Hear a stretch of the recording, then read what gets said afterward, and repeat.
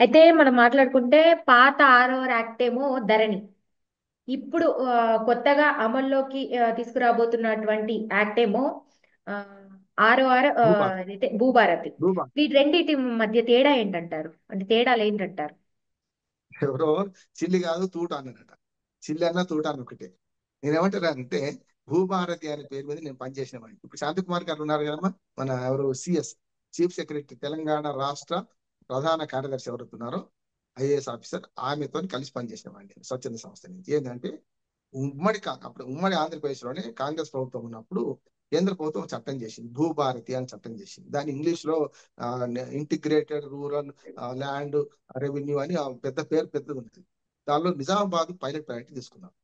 ఉమ్, భూముల్లో చాలా తేడా ఉన్నాయి, భూముల రికార్డు సరిగ్గా లేవు, వీటిని సవరించాలంటే సమగ్ర భూమి సర్వేలెన్స్ పరిష్కారం అని చెప్పి ప్రభుత్వం చట్టం చేసి ల్యాండ్ గ్యారంటీ యాక్ట్ అని, మన ల్యాండ్ టైటిలింగ్ యాక్ట్ అని ఇప్పుడు మనకు ఆంధ్రప్రదేశ్ లో ఇంప్లిమెంట్ చేయబోతే, జగన్మోహన్ రెడ్డి గారు చేయబోతే, చంద్రబాబు నాయుడు వ్యతిరేకించి మళ్ళీ ఆయన చేస్తున్నాడు. ఇప్పుడు కేంద్ర ఉమ్, ప్రభుత్వం చట్టం చేసింది ల్యాండ్ టైటిలింగ్ యాక్ట్ అని.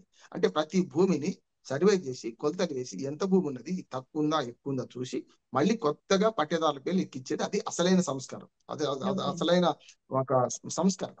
కానీ వీళ్ళు ఏం చేసిండంటే, ఏదైతే భూమి ధరణి అనేది మంచిది పథకం. ధరణిలో నేను చాలా పార్టిసిపేట్ అయిన వాడిని. ధరణి పథకం ఎంత మంచిది అంటే, అందులో ఏమైంది అంటే పాత రికార్డులే ఎక్కించడం వల్ల నష్టం జరిగింది. అందులో ఉమ్, నాలుగైదు ధరణితో హక్కులు దక్కవా చిక్కు, ధరణితో ఆ హక్కులు మన దక్కవా చిక్కులు అని చెప్పి ఒక వ్యాసం రాశాడు. నాలుగైదు అందులో ఏముంటదంటే, ధరణిలో నాలుగైదు పొరపాట్లు ఉన్నాయి. ఏమున్నది? ఎక్స్టెంట్ తప్పు పడ్డది. మీకు ఒక ఎకరం భూమి ఉన్నది, కానీ ముప్పావు ఎకరం పడ్డది, ఎక్స్టెంట్ తప్పులు పడ్డాయి. తప్పు అంటే తప్పని కంప్యూటర్ ఆపరేట్ చేసిన తప్పులు. అట్లానే మీకు మీ భూమి ప్రభుత్వం ఆ సర్వే నెంబర్ ఒక్క గుంట సేకరించింది అనుకోండి, మొత్తం ప్రొవిజన్ పెట్టేసేసారు. మూడోది, ఎప్పుడో 20 ఏళ్ల కింద అమ్ముకున్న వాడి పేరు, పట్టేదారి పేరు మొన్న కూడా వచ్చింది. అంటే కొనుక్కున్న వాడి పేరు రాలేదు. ధరణిలో, ధరణి వెబ్సైట్ లో ఇట్లాంటి పొరపాటు జరిగింది. నేను చెప్పాను, ఎక్స్టెంట్ తప్పు పడ్డది, పేరు తప్పు పడ్డది. ఎక్స్టెంట్ మన ప్రభుత్వం సేకరించిన భూమి గుంట అయినా సరే 300 ఎకరాల భూమిని మొత్తం సీజ్ చేసిండ్రు, ఫ్రీజ్ చేసిండ్రు, ప్రొహిబిషన్ కింద, ప్రొహిబిటరీ కింద. ఇట్లా చేసుకొని ఇటువంటి తప్పులు జరిగినాయి, కాదట్లేదు. కానీ ఆ తప్పులు జరిగినాయి కొన్ని అయితే, అన్నిటికీ ఆటగట్టి ధరణిని తీసుకుపోయి బంగాళాఖాతంలో ఉమ్, పడేస్తామన్నారు. ఇప్పుడు ధరణిని మాడిఫై చేసి భూభారతి అని పెట్టిండ్రు. ఒక్కటి ఉమ్, సవరించబడలే. ఆనాడు బ్యాడ్యూల్స్ కొంచెం తక్కువ చేసిండ్రు. ఇప్పుడు చాలా, ఇవన్నీ లోపాలను సవరించాల్సిందే. కానీ అంతకంటే ముఖ్యమైనదంటే, సమగ్ర భూ సర్వే చేసి, ఎప్పుడో నిజాం కాలంలో జరిగింది, సమగ్ర భూ సర్వే చేసి కొత్త నెంబర్ రిజిస్టర్ చేయాల్సిందే. ఇది మళ్ళీ అరకొర సంస్కరణ అంటున్నారు. దానికంటే మంచిదే కావచ్చు భూభారతి. కానీ ఏవైతే వాళ్ళు ఆశించారో అది సాధ్యం కాదంటున్నారు. ఇప్పుడు భూభారతిలో పనిచేసిన సునీల్ అంటే నా ఫ్రెండే, మేము ఇద్దరం నల్సార్లో పనిచేసిన వాళ్ళు. ఆయన ఉమ్, కూడా దీన్ని ఏదో వెతుకుంటున్నాడు. కానీ ధరణి, ధరణి వెబ్సైట్ చాలా మంచిది. ఎందుకు మంచిది అంటే, గతంలో రిజిస్ట్రేషన్ ఆఫీస్ దగ్గర పడిగాపులు వాడాల్సి వస్తుంది. మొటేషన్, మీరు మీరు మీరు అమ్మీరు నేను కొన్నాను అనుకోండి, నా పేరు ఎక్కించడానికి నేను పోయి నానా తంటాలు పడి లంచం ఇస్తే తప్ప రాకపోయేది. కానీ ఇప్పుడు ఏమైందంటే, వ్యవసాయ భూముల రిజిస్ట్రేషన్ పావు గంటలు అయిపోతుందమ్మా. పావు గంట కాకపోతే అరగంటలు అయిపోతుంది.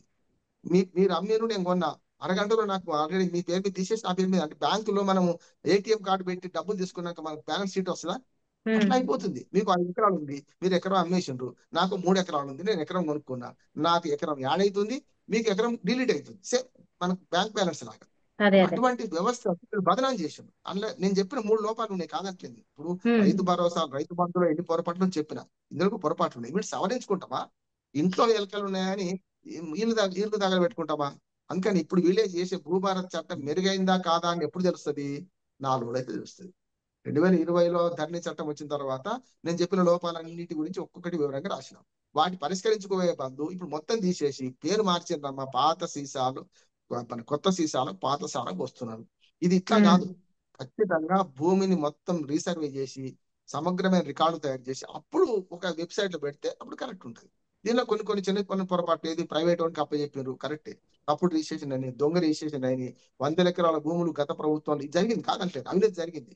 ఇప్పుడు మీ ప్రభుత్వ భూములు ప్రైవేట్ ఆస్తులుగా మారిపోయినాయి. ఇవన్నీ పెద్దోళ్ళు చేసిన రైతులు, చిన్న రైతులు ఏం చేయాలి? చిన్న రైతులు వాళ్ళు ఉన్నది ఏం చేస్తారు? కాకపోతే పెద్దోడి పేరు మీద ఉంటే పెద్దోడి పేరు మీద ఉంచారు, మిగతా అన్నదమ్ములకు వాడు పంచేయాలి. ఇవన్నీ జరిగినాయి. ధరణిలో ఉన్న పొరపాటు సవరించుకుంటే బదులు ఇవాళ మళ్ళీ కొత్త పొరపాట్లు చేస్తున్నారు నాకు అనిపిస్తున్నారు. అయితే భూభారతి చట్టాన్ని రీసెంట్ గా గవర్నర్ ఏమో ఆమోదించారు. అవును. అయితే ఆ, ఏదైతే ఆ, వీటిపైన ప్రభుత్వం ఏమో కొన్ని మార్గదర్శకాలని వెల్లడిస్తా అంటూ కూడా చెప్తున్నారు. ఏంటి ఆ మార్గదర్శకాలు? ఏం లేదు చెప్తే కదా, అన్ని అంబిగ్విటీ మెయింటైన్ చేస్తున్నారు తప్ప ఇప్పటి వరకు ఏమి చేయలేదు అంటున్నాను. మార్గదర్శకాలు ఏంటి అంటే, గతంలో జరిగిన పొరపాట్లు ఫస్ట్ సవరించాలి కదా. 7 లక్షల అప్లికేషన్లు పెండింగ్ లో ఉన్నాయి. ఏ ఊరికి పోయినా ధరణి వల్ల బాధపడ్డ వాళ్ళు ఇప్పుడు నేను చెప్పినవి ఉన్నాయి కదా, 4, 5 రకాల బాధలు ఉన్నాయి. వాళ్ళ పేరు మీద భూమి ఉన్నా కూడా ఉండలేకపోవడం, ఎక్స్టెంట్ తప్పు రాయడం, ఎక్కడో ప్రొహిబిటర్ లిస్ట్ పెట్టి కలెక్టర్లు కేంద్రీకృతం చేసింది. గతంలో ధరణిలో పెద్ద పొరపాటు ఏంటంటే వ్యవస్థను కేంద్రీకృతం చేసిండు. గ్రామాలలో చిన్న విఆర్ఓ వ్యవస్థ తీసేసిండు కేసీఆర్. సేమ్ ఎన్టీ రామారావు గారు అన్న పటేల్ పట్టువారి వ్యవస్థను ఎట్లా తీసేసిండో, ఆ తర్వాత సంస్కరించకపోతే ఇప్పుడు రికార్డు అన్ని అట్ట తయారైనాయి. ఆ తర్వాత గతంలో నేను ఆ వ్యవస్థను చూసిన వాడిని, పటేల్ పట్టువారి వ్యవస్థలో 27 రికార్డులు రాసేవాడిని. మేము వర్షపాత నమోదు, బారిష్ తఖ్తా, పంటల నమోదు, పైదావార్ తఖ్తా, మీకు రోజునాంచ అంటే ఆ ఊర్లో ఎవరైనా కొత్త వాళ్ళు వస్తే వాళ్ళ పేరు, వాళ్ళ ఊరు, ఎక్కడి నుంచి వచ్చిండ్రు, బతకడానికి వచ్చిన ఎన్ని రోజులు ఉంటారు, ఎన్ని రోజులు పోతారు, వాళ్ళ వివరాలు సేకరించేవాడు. పోలీస్ పటేల్ వ్యవస్థ ఉంటుంది మనకి. ఆంధ్ర కంటే తెలంగాణలో 3 ఉంటారు వాళ్ళు. ఒకరేమో కరణము మునసబు, అంటే కరణం మునసబు అంటే పటేల్ పట్వారి. తర్వాత పోలీస్ పటేల్ అని వ్యవస్థ ఉంది. గ్రామాలలో శాంతి భద్రతలు ఉంటుండే, పోలీస్ వ్యవస్థ అంతా గ్రామాల్లో ఉంటుండే. తర్వాత ఎన్టీ రామారావు వచ్చి మొత్తం నాశనం చేసి, తర్వాత వచ్చినాక ఇప్పుడు కేసీఆర్ ఆయన నాశనం చేసాడు. గ్రామాల్లో ఒక విలేజ్ అసిస్టెంట్ ఉండడు, విఆర్ఓ ఉండడు, అందరిని తీసేసిండు. అందుకని ఇప్పుడు ఈ ప్రభుత్వం చేసే పనిలో మంచి పని ఏంటంటే, మళ్ళీ గ్రామానికి ఒక రెవెన్యూ ఆఫీసర్ పెడుతున్నారు. అది కరెక్ట్ అండి. Village okay. లెవెల్ ఆఫీసర్ అని చెప్పి గ్రామాల్లో రెవెన్యూ పెడుతున్నారు. అది చాలా మంచి పని అంట. ప్రభుత్వం మంచి చేస్తే ఒప్పుకుందాం, చెడ్డ చేస్తే తప్పందాం. విలేజ్ లెవెల్ ఆఫీసర్ పెడతా అంటున్నారు, ఇంకా పెట్టలేదు. పెడితే మంచిది. అంటే మన గ్రామానికి పోగానే రెవెన్యూ రికార్డులు మాన్యువల్ ఉండాలని కూడా అంటున్నారు. మాన్యువల్ ఉంటే ఏమైందంటే మన చేతిలో కనపడుతుంటది రికార్డు. చూడండి, మనము ధరణి వెబ్సైట్ లో నిన్నటిదాకా మీకున్న భూమి తెల్లరకాల మాయమైపోతుంది, ఎందుకైతే తెలియదు. అట్లా కాకుండా ఉండాలంటే మాన్యువల్ రికార్డు ఒకటి ఉండాలి. పాస్బుక్లు ఆల్రెడీ ఇచ్చింది. ఇప్పుడు ఆ పాస్బుక్లు మన చేతిలో పెట్టుకుంటాం, కానీ ఆ రికార్డు అక్కడ ఏమైతుందో, ఎవరు ట్యాంపరింగ్ చేస్తుందో తెలుస్తుంది. కంప్యూటర్ ఆపరేటర్ చేతిలో మన జీవితాలు, భవిష్యత్తు ఉంది. మట్టికి మనిషికి అవినాభావ సంబంధం ఉంటుందమ్మా. బొంద పెడితే మనం మట్టిలో పెడతాం, కాలుస్తే మట్టి మీద కాలుస్తాం, పంచభూతాలను కలిసిపోతాం. కనుక మట్టికి మనిషికి ఉన్న అనుబంధం భూమి కనుక ఆ భూమి రికార్డులు సరిగ్గా ఉండాలని కోరుకోవడం తప్పు కాదు. నిజాం కాలం నుంచి కాదు, అంతకుముందు బ్రిటిష్ నిజాం కాలం నుంచి కూడా మనకు సరైన రెవెన్యూ రికార్డు ఉన్నప్పుడేమో మంచిగున్నది. రెవెన్యూ రికార్డు లేకపోతే మీకు వచ్చే పరిశ్రమలు కూడా రావు.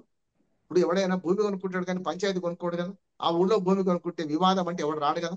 అంతే. అందుకనే 2 పరిశ్రమల ద్వారా ఉపాధి రావాలన్నా అవినీతి ఉండొద్దు, భూమికి తగాదాలు ఉండకుండా చేయాలంటే భూభారతి అనే చట్టం ఒకటి ఉంది. దాన్ని తీసుకొచ్చి భూభారతి, వీళ్ళు చెప్పే భూభారతి చట్టం కాదు, కేవలం ఏదో మార్పులు చేస్తున్నారు. అది కాదు కావాల్సింది. ప్రతి ఇంచు భూమిని కొలవాలి.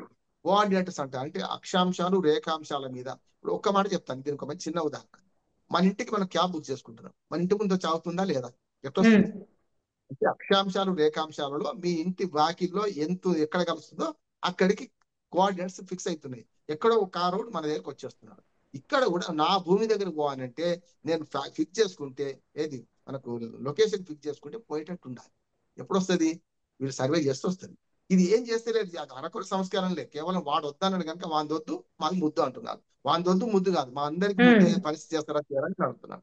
మరి ఈ భూ భారతి యాక్ట్ వల్ల అంటే రైతుల కష్టాలు పూర్తిగా తొలగిపోయేటువంటి అవకాశాలు ఉన్నాయంటారా? ఓ, అంటే సమగ్ర సర్వే మాత్రమే పరిష్కారం దీనికి. ఎవరి భూమినైనా మొత్తం ఆ ఊళ్ళో ఉన్న భూములన్నీ సర్వే చేసి, ఇప్పుడు 2 రకాల భూములు, వ్యవసాయ భూములు, వ్యవసాయేతర భూములు ఉంటాయి కదా.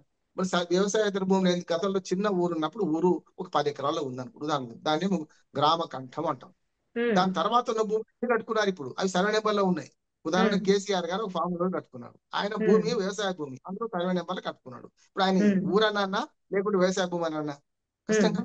అందుకని ఇప్పుడు ఏంటంటే, ఇప్పుడు వీళ్ళు రైతు బంధు, రైతు భరోసా ఇంప్లిమెంట్ చేయడంలో ఊరు దాటి ఊరు పెరిగింది కదా, ప్రతి ఊళ్ళో పెరిగినాయి ఇండ్లు, అన్ని అంతే. సర్వే నెంబర్లు ఉంటాయి. అవి ఎందుకు చేస్తారు అంటే ఎంత అందుకని కేసీఆర్ ఇవన్నీ ఆలోచన చేసిందంటే, ఏమనగానే దానిలో ఉంటే ఎకరం ఉన్నా 10 ఎకరాలు ఇచ్చేస్తా బొమ్మను లేకుండా ఉంది. ఇప్పుడు వీళ్ళు షరతులు వర్తిస్తాయన్నారు కదా, చాలా మంది పేద రైతులు బలైపోతాయి దీనికోసం. ఎందుకైతారంటే, మెట్ట పంటలు పండించే వాడికి 2 పంటలకు ఇయ్యడం అంటాడు అనుకోండి, పోతుంది, సగానికి సగం పోతుంది. అంటే ఎట్లా చేసి దీన్ని ఎట్లా తక్కువ చేద్దాం, ఎంత 15,000 10,000 రూపాయలు, 10,000 కోట్ల రూపాయలతో ఓడగొడదాం అని అనుకుంటారు తప్ప సమగ్రంగా శాశ్వత పరిష్కారం అయిపోతలేదు. భూభారతి వల్ల సమస్యలు మొత్తం తొలగిపోవు, ఇది భ్రమ మాత్రమే.